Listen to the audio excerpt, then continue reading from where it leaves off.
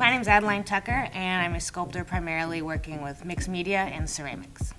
And today I'm going to pour some cold goop in Brock's mouth, and we're going to make a dental alginate mold of the inside of his mouth. So dental alginate is primarily used for what it sounds like, which is like making molds of people's teeth to get dentures or Invisalign or anything like that. But it's also used as a craft material for taking molds of baby hands or dog feet and more nostalgic things like that.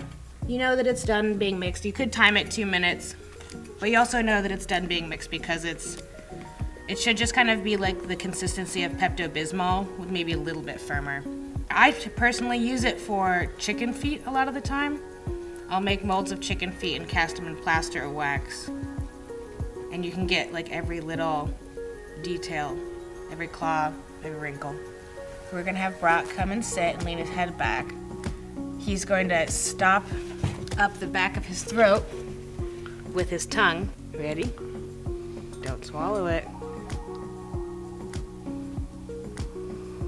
I'm gonna let it settle.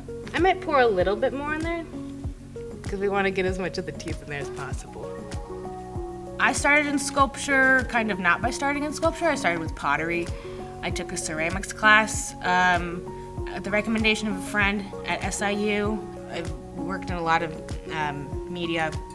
I've enjoyed sculpture the most purely because of the freedom. You can literally do whatever you want.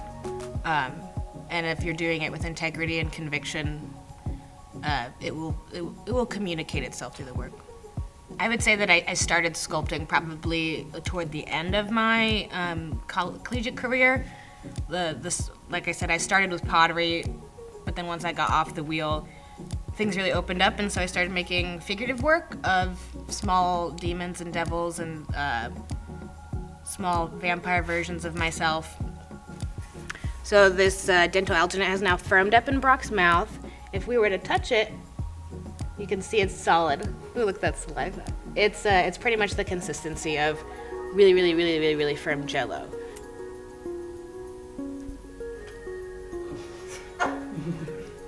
There's so much saliva. Oh my god. It's literally a cup of my saliva. You can put it on the counter. So now that we've got the dental alginate out of Brock's mouth, so we're going to now put it in a cup to create just a little barrier, because we're going to pour plaster around it, and that will create a hole in the shape of what the inside of his mouth was. I think we're going to today stick some teeth on there and give Brock some extra teeth sticking out of weird places in his mouth. And we're going to hold the alginate up and pour the plaster really slowly around the alginate mold. I'd say my biggest influences are definitely the instructors that I've had, because they've imparted so much material knowledge to me and really changed the way I think. But in a larger scale, I would say Man Ray and Duchamp are pretty big influences of mine. They are some of the founders of conceptual art, and they did a lot with pushing boundaries for sculpture. I made a photograph of myself in Crab Orchard Lake holding a turkey out of the water with both of my hands. I was thinking about Arthurian legend at the time and the Lady of the Lake, and about the woman's arm offering up the sword from under the water. So I did that with a ceramic turkey that I made, and I got in the water and like held it up, and the picture was good. But yeah, I got sick because I was ingesting all of this lake water. But that's probably my favorite thing I've ever done, was getting sick. We definitely have a solid little hunk of plaster in there with the alginate still in it. We're gonna try and pop it out and then see if we can get the plaster out without, or get the alginate out without totally tearing it to pieces. So this is the little puck of plaster with the alginate and the teeth in it. One of the most frustrating things about sculpture, and specifically ceramics, and also using this kind of method for things, is like there's a lot of failure involved. You break things. I don't know how many times. There was definitely one time on my senior show in college when I was graduating, I shattered a piece at the gallery while I was installing it. And that kind of stuff just comes with the territory, but it can be incredibly devastating when you lose something that you've been working on so hard. So we've got our mold of the inside of Brock's mouth now. So now that we've got some teeth in here, I think that to make this a picture-perfect portrait of Brock, we're gonna need some hair. Thank you, Brock. No problem.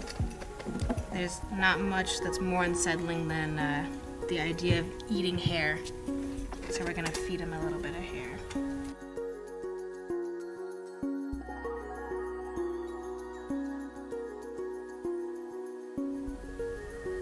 Alright, and these will be the lips.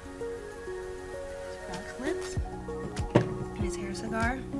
We'll give him a little bit of fake snow. Okay.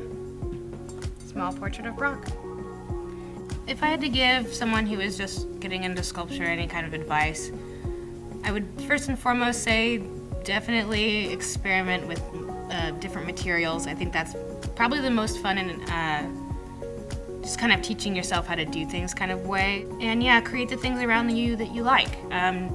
Like I like chicken, so I've been making my own. If there's something that's a really beloved object or an object that you consider sacred, just try and like make that yourself. Try and recreate it, and you'll probably fail, but you can just keep trying again and again, and eventually you'll figure out what sculpture means to you and what is valid and what is not. Because really, the only person that is beholden to those kinds of questions is you to yourself.